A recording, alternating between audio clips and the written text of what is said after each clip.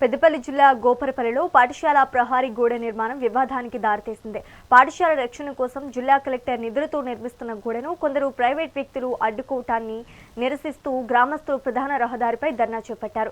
25 ఏళ్ల క్రితమే పాఠశాల కోసం సేకరించిన భూమిపై ఇప్పుడు లీగల్ నోటీసుల పేరుతో పనులు నిలిపివేయటం దారుణమని మండిపడ్డారు.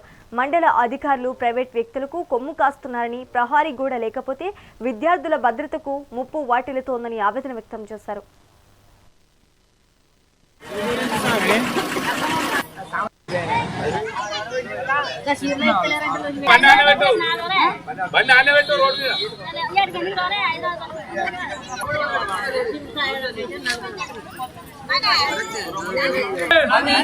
శాసనసభ్యులు కూడా వెంటనే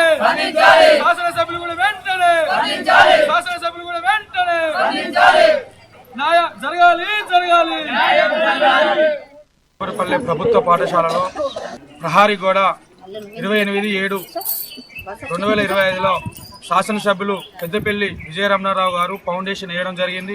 దీనికి కాంట్రాక్టర్ గారిని పిలిపించి పనులు పూర్తి స్థాయిలో చేయాలని పిలువగా పిల్లర్ స్థాయిలో లేచినాక ఎంపీడీఓ గారు, ఎంఆర్ఓ గారు, ఆర్ఐ గారు, పంచాయత్ సెక్రటరీ గారు ఒక ప్రైవేటు వ్యక్తికి సపోర్ట్ చేసి ఒక లీగల్ నోటీస్ ఉందని కాంట్రాక్టర్ను మరియు ప్రధాన ఉపాధ్యాయుల్ని ఆపమని పదే రోజు వచ్చి ఫోర్స్ చేసి ఈ రోజు ఆ పిల్లర్స్ లేచిన వాడికి ఆపేయడం జరిగింది.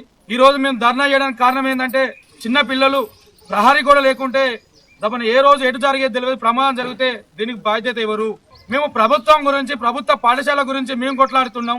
అక్కడ గౌరవ ముఖ్యమంత్రి శాసనసభ్యులు ప్రజా ప్రణాళిక కార్యక్రమంలో పాఠశాల అభివృద్ధి చెందాలంటే పాఠశాలను అభివృద్ధి అడ్డుకుంటున్నారు.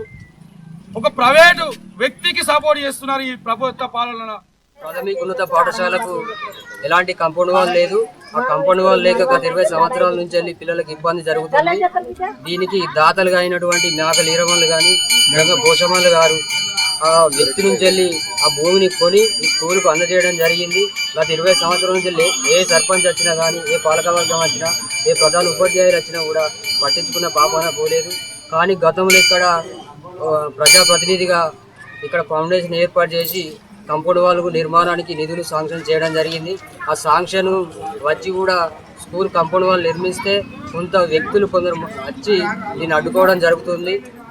పిల్లర్ స్థాయికి లేచినా కూడా దాన్ని అడ్డుపడి ఇక్కడ ఎంఆర్ఓ కానీ దానికి సంబంధించిన అధికారులు కూడా వచ్చి ఆ కాంట్రాక్టర్ను బెదిరియడం జరుగుతుంది. కాబట్టి మీ అందరం ఇలా కోరుకునేది ఏంటంటే ఇక్కడ ఉన్న వాళ్ళకి ఏ ఇంట్లోకి ఎవరికి వస్తలేదు, కానీ ఇక్కడ ఉన్న విద్యార్థులు రోడ్ల మీదకి వచ్చే వాళ్ళకి ఏదన్నా ప్రాణాపాయం జరిగితే ఇబ్బంది జరుగుతుందని మీ ఇక్కడ అందరం ఊరోళ్ళందరం వచ్చి ఇక్కడ ధర్నా చేయడం జరుగుతుంది. కావున మాకు ఇది వెంటనే న్యాయం చేయాల్సిందిగా జిల్లా కలెక్టర్ గారు కానీ ఎంఆర్ఓ గారిని మేము వేడుకోవడం జరుగుతుంది.